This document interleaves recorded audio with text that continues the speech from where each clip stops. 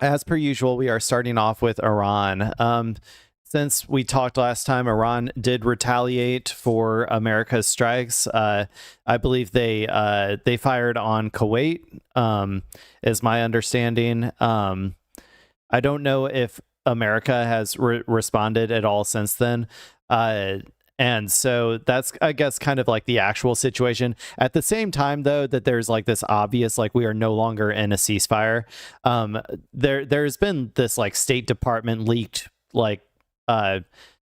deal saying that Iran and America have agreed in principle, and Trump just needs to sign on to it. Which, I mean, I don't buy whatsoever. I think that Iran has probably not actually signed on to anything yet, and this is just like propaganda from America trying to either like relax the markets or like convince people that the ceasefire like is still on or something. I'm not 100% sure what the purpose is. Maybe we'll find out a little bit more in this video. By the way, I don't know what this channel is, KATV. I'm assuming it's like Kansas or something, like local television. But yeah, so we're gonna watch this video. It's about the latest. It's supposed to be about the latest like negotiations, this hypothetical ceasefire extension, memorandum of understanding that Trump just needs to sign the deal and then we'll be on to it. But apparently he's not quite satisfied, which yeah, we'll just start the video and we'll see what's going on here. I'm Christine Frizow. Let me make sure I got, okay, playback speed is correct. Washington, where President Trump says he's in no rush to sign a deal with Iran. That's only coming through my left channel. That's annoying. Media, but the White House now says they're simply not true. Reports of a draft agreement shared by Iranian state media said to include the reopening of the Strait of Hormuz to commercial maritime traffic in exchange for the United States lifting its naval blockade in the region. The White House calling the report a, quote, complete fabrication. They want very much to make a deal. So far, they haven't gotten there. We're not satisfied with it, but we will be. We will be either that or we'll have to just finish the job. Threats of more attacks have been part of the weeks-long negotiations. Sticking points include the blocked Strait of Hormuz, which caused gas prices to spike to their highest levels in years during Memorial Day weekend. The strait's going to be open to everybody. And who would control it? It's international waters. Nobody's going to control it. We're going to watch over it. We'll watch over it, but nobody's going to control it. That's part of the... Iran's going to control it, man. Iran already does control it because they have proven that they have that military capability, and America was unable to stop them. So Iran will control it. I always say America has to go home someday. It costs like $1 billion a day just to like operationally like be over there. So one day America's got to go home, and Iran will control the strait. So that will be like the situation once this whole thing is over. Negotiation that we have, they would like to control it. The White House insisting curbing Iran's nuclear ambitions is also key. It's very simple. Iran and these people in charge of Iran can never have a nuclear weapon. Iran reportedly demanding the release of $24 billion in frozen assets. We have control of money that they claim is theirs. It is theirs. It is their money. Okay, let's be absolutely clear. This is their money that we seized unilaterally. It is their money, and I have a feeling that they are going to get some sort of like that they are going to get some form of sanctions relief. Now, I don't know if it'll be initially before they actually like before the ceasefire starts, like as a part of like initiating the ceasefire. I know that that's what Iran had said, like initiating the memorandum of understanding or whatever, this new extension of the ceasefire. I know Iran said that they wanted a release of like at least 14 billion, I think, as a part of that. I don't know if that's going to happen as a part of like the initial stages of the ceasefire or if it'll happen later, but I do think that they will get something. We'll keep control of that money. And when they behave properly and when they do what's right, we'll let them have their money. But right now, we're not doing that. Democrats continue to sound alarm bells about just how long the conflict has gone on and how it's negatively impacted the U.S. economy. Short-term pain for long-term gain. Yeah, it's starting to feel like a little bit longer than short-term pain. We are more than 80 days in. He's not accomplished any of the goals, from regime change to getting the enriched uranium to getting rid of their missiles, or Lord knows the Strait of Hormuz was not a problem before the war started. President Trump was asked about political implications and the timing here. And By the way, some of the Democrats, I've seen a bunch of videos of them out on doing the news circuits or whatever, and they're complaining. They're like trying to like goad Trump. They did this last time too. They were like trying to goad Trump into continuing the war. And it's just like really, really frustrating. And because they're unable to actually talk about this from like a moral perspective. Like, it was immoral for us to actually, you know, unilaterally invade Iran for no fucking reason. Iran did not pose any sort of actual threat to America. So this was like obviously an immoral thing that we did. The amount of war crimes that we committed, at least like, you know, just right off the bat with like that little girls' school that killed like hundreds of little girls. This is all completely immoral, and like you should be making your argument as a Democrat from a moral perspective as to why we should not be in this war and why it would be good for us to get out of this war.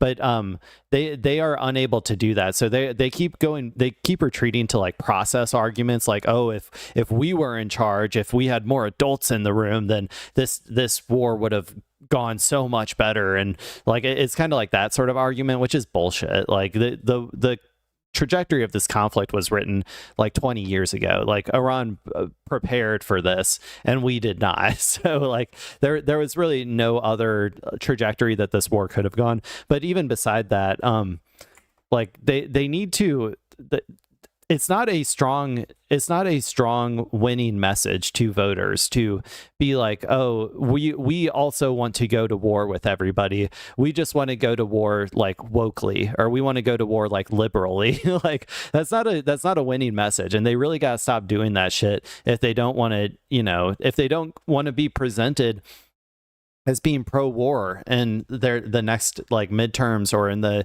next presidency like Kamala was. They really need to stop doing that shitty ass messaging.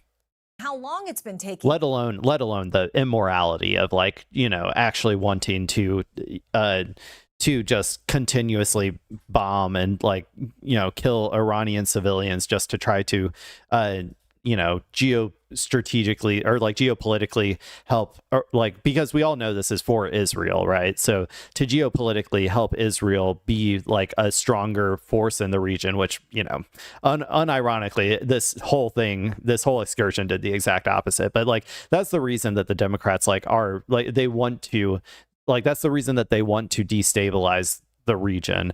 They don't care about the nuclear issue. They know that the nuclear issue is a non-issue, that Iran was never going to like create a nuke, and that obviously the JCPOA like existed before and stuff. And I don't know, sorry, I just get really frustrated about like the Democrats' messaging here. It's like they want to fucking lose. It always feels that way to me. He said he doesn't care about the midterms, and that it's, in his words, very simple. Iran cannot have a nuclear weapon. I'm Christine Frizzau reporting. Frizzau. There are a lot of forces impacting your wallet right now, from the Iran war, inflation, interest rates. The White House is projecting confidence that relief is on the way, especially when it comes to gas. Joining us now to discuss is former White House economic advisor Steve Moore. Always good to talk to you. And I want to start with oil prices. Americans, of course, feeling the pain at the gas pump. The Trump administration at one point saying that we're close to a deal with Iran. But right now, the markets look like a deal is on the way. Here's what Kevin Hassett, the director of the National Economic Council, had to say. Listen. So as people are getting ready to get their oil refineries going back to full capacity and everything, then there's just basically a gusher of oil that could come out. We've already seen signs that people are a little bit wary about buying oil on the spot market right now because they expect the price to drop a lot sometime soon. And so that's a very, very good sign. You hear that right there?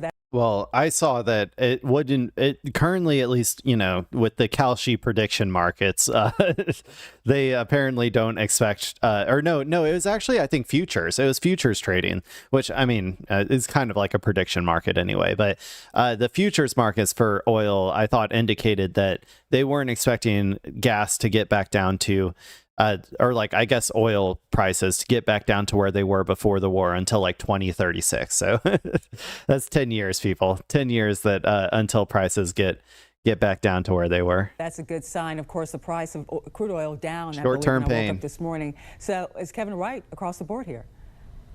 We will see. Kevin Hessett's a good friend and a great economist. He's very optimistic. I'm hopeful, but we've seen these kind of false hopes that we're going to get the channel open and we're going to get that oil flowing again. But this time it looks like we're getting very close. And right now, the last time I checked, the oil price was between $90 and $95 a barrel. That's down from $105 a barrel. Well, we're closer than we were, I would say, but I still don't really see how this actually ends, because there's still a like Iran will control the strait. Like that's going to be a part of it, and America needs to accept that. And then also America would need to accept a lot more of Iran's terms. And every single time it feels like Trump is actually starting to like agree, like, oh, I must concede on some of Iran's points, all of the war hawks go out on TV and they start like whispering in his ear or whatever, and like his Israeli handlers like come and whisper in his ear and say, you can't do that, like you have to keep going to war with Iran, you have to do more strikes, that'll one more airstrike and they will topple over. And then he just goes and like listens to them, and then he gets stuck into the exact same situation that he was before. I'm back to leaning towards this is still going to be like a longer conflict. I don't really trust that this deal is actually going to materialize in this particular round, personally. If we can get that price down to below $80 a barrel, or at least I'll believe it when I see it. Then we are talking about, gas, which is now, Angela, about $4.50 a gallon nationally, down to about $3.50 a gallon. That would be welcome relief. But, you look at what's happening in the markets, you look at what the overall economic picture, and it looks good right now. Not great, but good. We had a good what are you talking about? Federal Reserve Board saying. Okay, as someone who lives in the market, a like middle class person who just exists day to day, I assure you the markets the economy is not good for like the working class. Like it's so expensive, man. Everything is so fucking expensive. Like I don't know, like these people, I don't know what stats they're looking at. Like it can't, I mean, I guess it's like, it's probably that whole thing where like the top 10% or whatever of earners, I guess, are like still spending a lot, but the rest, like the bottom, is like cutting back and like like watering down their ketchup or whatever. Like I don't know. I think that these people, I'm curious what he's gonna say about like what he's like referencing for why he thinks the economy is good, but I assure you it doesn't feel good. A good report by the Federal Reserve Board saying that the economy is growing at near 4% so far. You look at the stock market, NASDAQ, S&P 500, Dow at all-time highs. So there is who cares about that shit? That is such like that only applies to such a small amount of people. Like, and also 401ks going up doesn't matter to the average person who's just trying to like pay their mortgage or some shit. Like it's not something you're supposed to like dip into. That's something that only Wall Street and like billionaires care about. We need to stop mentioning that as like an economic indicator. The stock market in no way whatsoever indicates how good the economy is doing. It doesn't. It is completely divorced, or the economy for like the average working class like citizen. It's so strange, Angela, because, the financial sector looks strong and investors are investing, but look at the consumer numbers. Consumers are very stressed out right now. And I think they're stressed out a lot because of some things like gas prices and also in some cases interest rates. And you have the new. Well, they're stressed out for a lot of reasons, but primarily it's just inflation. Everything is costing more, and our wages are not going up with like inflation. That's the primary reason. Sure, certain things always cost more. Like in America, housing is like ungodly expensive if you want to like buy a house, and if you want to rent, dear God, like yeah, it's incredibly expensive. Then obviously medical costs, which thanks Donald Trump, you kicked like $2,000 100,000 people off of Medicaid. Okay, that's not helping either. Like, and these are all people, like, we all know the stats of like it was like, well, I guess maybe I shouldn't say we all know, because I can't remember exactly what it was, but it was like 75% of people or something are like living paycheck to paycheck, right? like they can't take another, they can't take like a $700 like unexpected $700 cost or whatever it was. And you can like look up that stat. I can't remember it completely off the top of my head, but it's something like that. And so like if everybody is like already that destitute, like unable to just like save it all or like make a living, like the second that things start to get more expensive, like then it becomes unbearable, it becomes unmanageable. Our entire society is set up to keep every single worker, every single working class individual in the most precarious position they possibly can be, where like a single something bad happens, then you like have a 60% chance of becoming homeless, right? Like you might just like lose everything if you just like you get fired, or you have some unexpected medical problem. Like that's how our entire system is designed. And so when you don't have any sort of safety net for people, then yeah, people get really, really frustrated when like and the entire like idea of the American economy is like, well, maybe these other things are shit, right? Like maybe the housing market is shit, like I can't ever afford a house, but maybe our medical system is shit and I can never like pay my medical bills, but at the very least I can buy my like little treats, right? Like I can buy a TV for like $200 or something, or I can buy I can go on a road trip with my friends and, gas, I'll pay like, $80 or something for the whole trip, right? Like those are like kind of the like expectations of Americans, that like, if we're going to deal with all of the destitution, we have to deal from like the important stuff. Then we at least want our treats. And now it's like, oh, okay.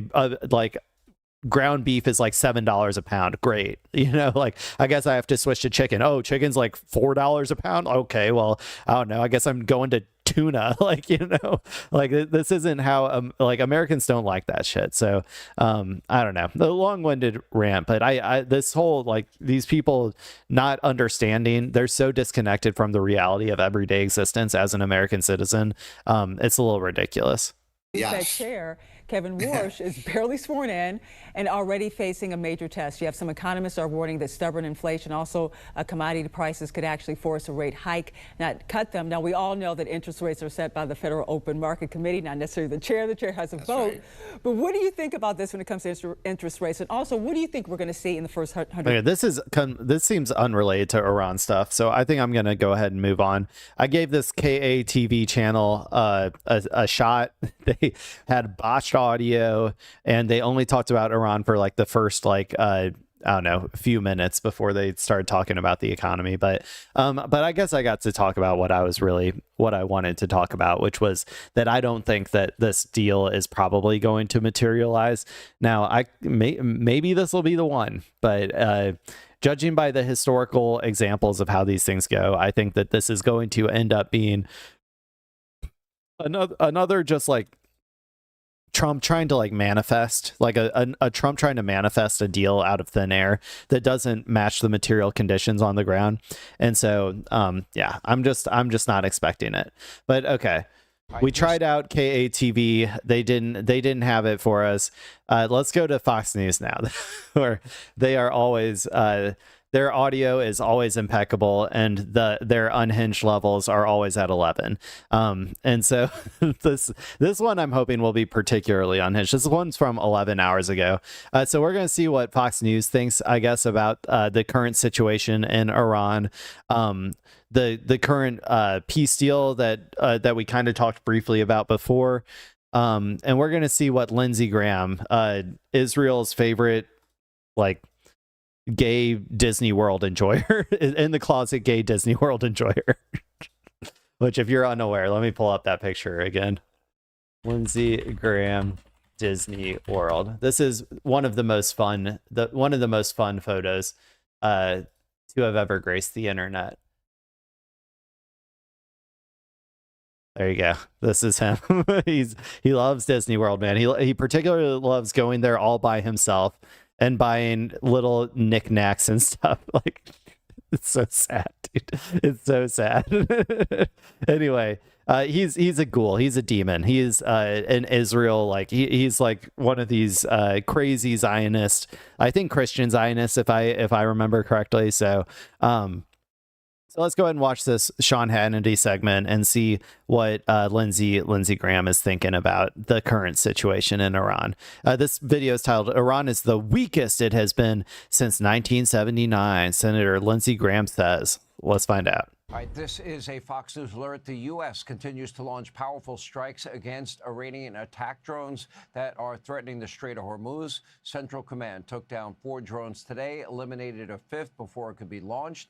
President Trump held a cabinet meeting at the White House today where he shared an update on the situation in Iran and spoke about the possibility of a true and lasting peace in the Mideast. Take a look. Their Navy is gone. Their Air Force is gone. Everything's gone, and they're negotiating on fumes. But we'll see what happens. Maybe we have to go back and finish it. Maybe we don't. I'm not sure we should make the deal if they don't sign. You want to know the truth? If they don't sign to join the Abraham Accords, I don't know that we have. That was complete insanity, by the way, trying to get these Gulf state countries who are like already probably questioning their entire security like concept with America, where America was supposed to protect them if Iran ever decided to, if Iran ever decided to attack them, and we just straight up were unable to. And now he's like, actually, also we need all of the Gulf states to sign on to the Abraham Accords and like align with like normalized ties with Israel, which would create incredible instability amongst their populace. A lot of these dictatorships, they are just like they are disconnected from their people, but when it comes to the Palestinian cause, their people are very like, they're serious about it. Like they want Palestinians to live with dignity and sovereignty.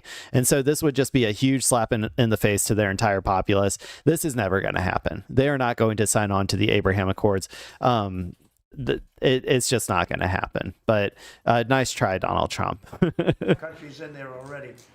UAE. Great. This is again him just trying to manifest stuff, man. He just tries to like he is like a. I swear to God, Donald Trump is like a fucking crystal mommy who is like trying to like manifest like their life into like what they want it to be constantly, and he is just like failing so hard at it right now. Like that's like the vibe that I get from him is he's like, if I just say that Iran is failing enough, and if I just say that their ships are on the bottom of the ocean and their air force is decimated, not a plane left, like if I just keep saying it over and over again, then it'll be true. And it's like, I'm sorry, buddy, that's not how it works. I'm sorry, honey. I'm sorry. Of course, I don't know that we have countries in there already.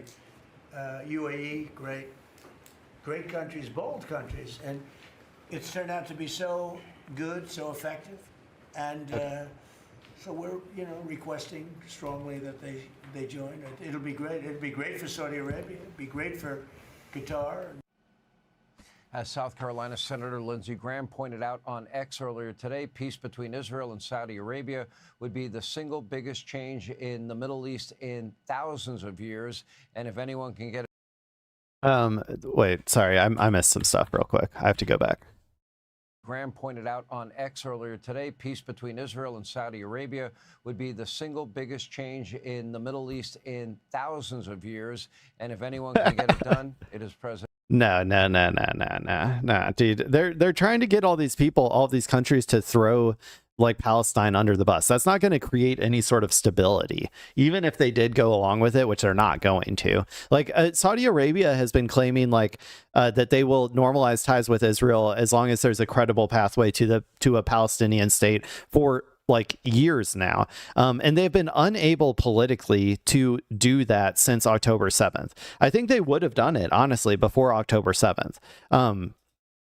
But after October 7th and after the genocide, I don't think that they can do that. I don't think politically they can do it. And that's even before. That's before like America was incapable of actually defending them.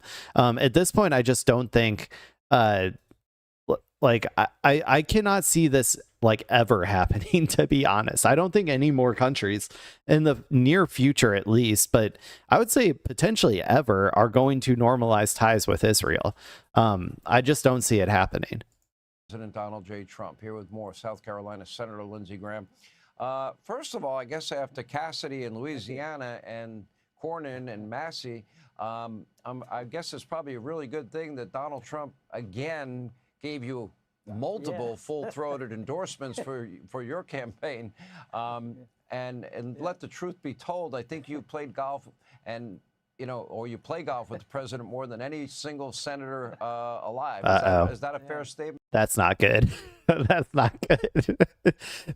He might be the Israeli handler that I'm talking about. Like, he might be, well, I'm sure that Lindsey Graham also has his own Israeli handler. In the end, I'm sure that some, Mossad op is like telling Lindsey Graham exactly what to say whenever he comes on these like Fox panels. But it's like a game of telephone, right? And it all goes back to Mossad. Mossad talks to Lindsey Graham. Lindsey Graham goes on Fox News and talks to Sean Hannity, and then that gets published out to Trump, and then Trump consumes it, and then he understands what he has to do in order to fulfill Israel's goals in the region. Like, it feels like that's what it is. Yeah, because I always lose, I get invited back. So if you get nothing else out of this interview, Donald Trump endorsed Lindsey Graham. My primary is June 9th. Let's don't break his streak. So let's stand with President Trump. Let's keep his endorsement streak alive. And I am honored to have his endorsement. I've worked well with him. And I think he's the most consequential president in my lifetime. And he's cleaning up Biden's messes. Steve? I would say he might be the most consequential president of my lifetime, but not in a good way. He is the one that straight up revealed how weak America truly is. Like, Donald Trump, like, straight up revealed to the world that America is like literally incapable of waging war in the 21st century. Like, the amount of like prestige that America has lost under Trump too, in particular, is like kind of astounding, and I don't think will ever be recovered from. I do truly believe that the Iran war will be looked at as the beginning of the end for American empire, and I think that that's how Trump will probably be remembered as well. Stephen Miller, who's the architect of the most secure border in the history of the country, led by President Trump's sheer will to make it secure, left out something. Donald Trump is dealing with a mess that Biden created for the world when he withdrew from Afghanistan.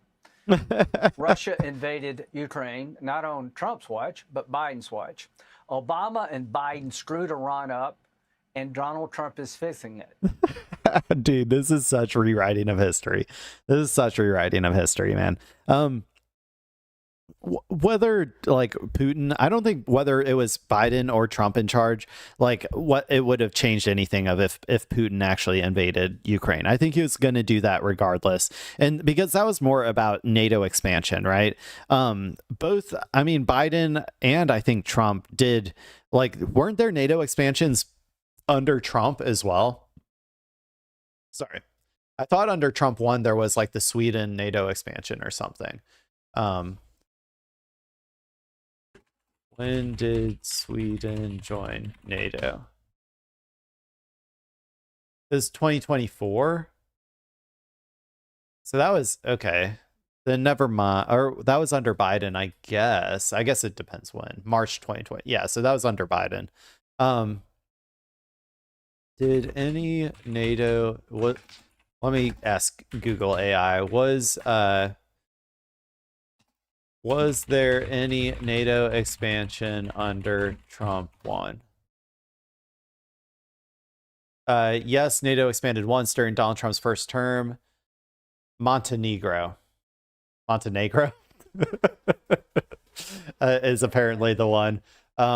Details This addition brought NATO's total. Okay, so there was like some NATO expansionism, but in general, this was a long-term trajectory that was going to happen.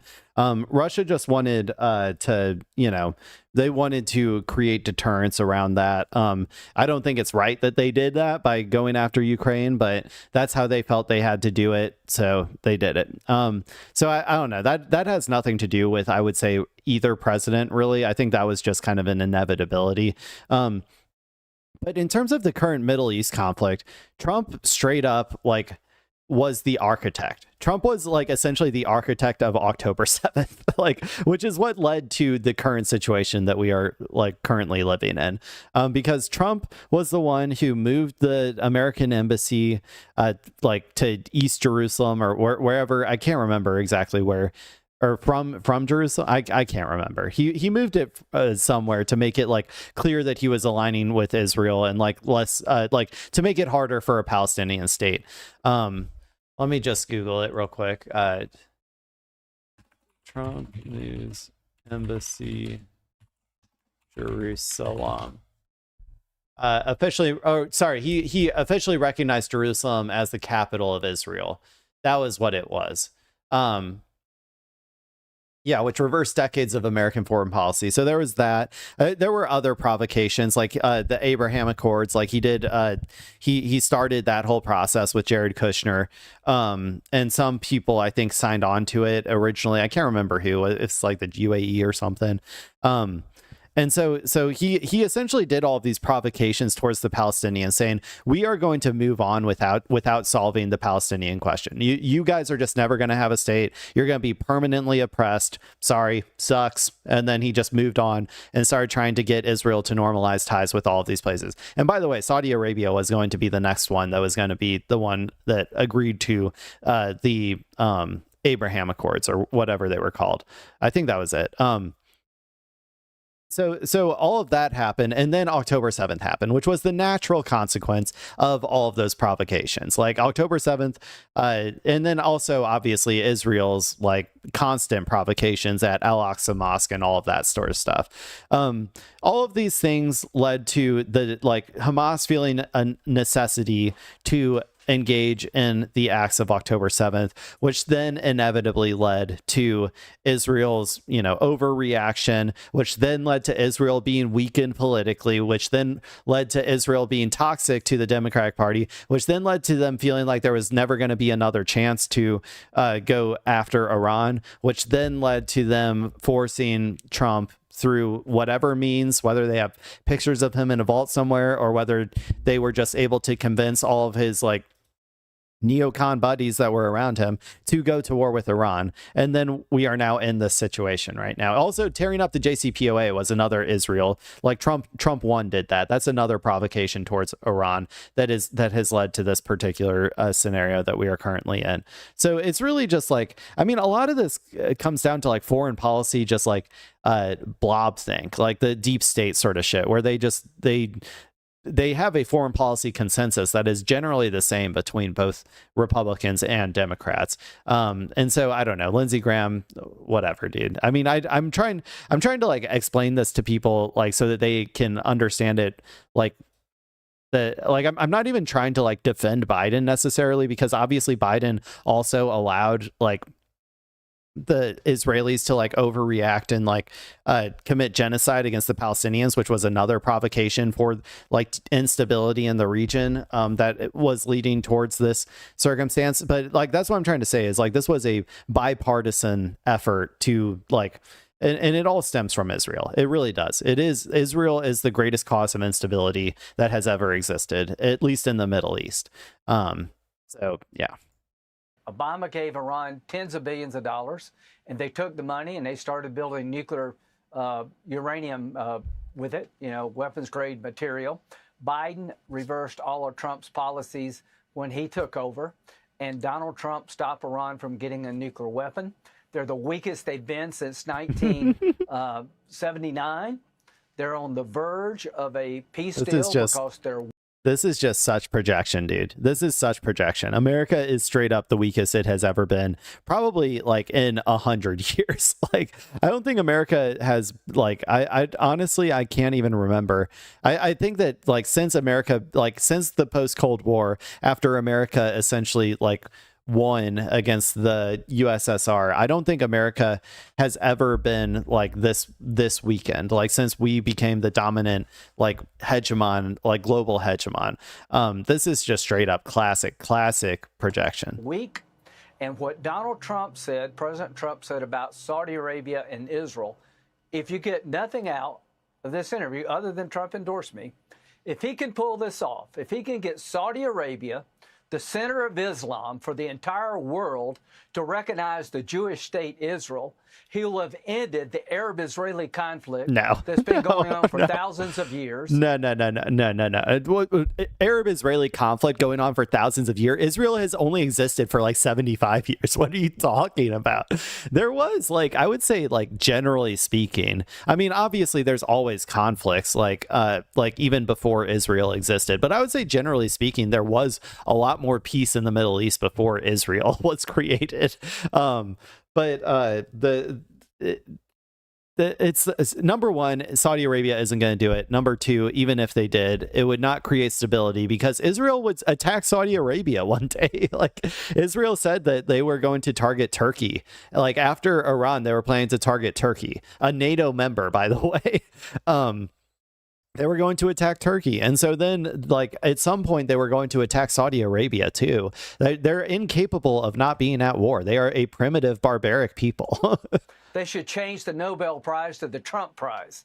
If he can do that, and I think he can, it's the biggest change in the history, in the modern history, and in the ancient history of the Mideast, where the Arabs and the Jews live together, where it becomes a center of power economically, not a powder keg. And once you put Iran in a box, and he's going to do that, we're going to have peace between Saudi Arabia and Israel. Nobody thought that was possible. I believe it's possible. And there's one guy can do it, Donald Trump. He's going to be sorely disappointed, dude. I'm going to, like, I mean, I'll get my I told you so's ready, like, in the chamber, but this guy is going to, he is going to be so fucking wrong. This is the dumbest, this is like the most wishcasty sort of like propaganda that I may have ever seen. People don't usually try to wishcast this much, but there's no material reality, material framework that he can, like, point to say, like, why Saudi Arabia would ever agree to this, or why it would even, like, lead to any sort of, like, peace in the region. You know, I don't think people really realize the extent. Weren't you the first? By the way, it feels like the more that Israel normalizes with more countries, the more instability there is in the region. Have you noticed that? Like, as they've normalized with more and more of, like, their like, of some of these, like, Gulf states and stuff, it just feels like there's more and more instability.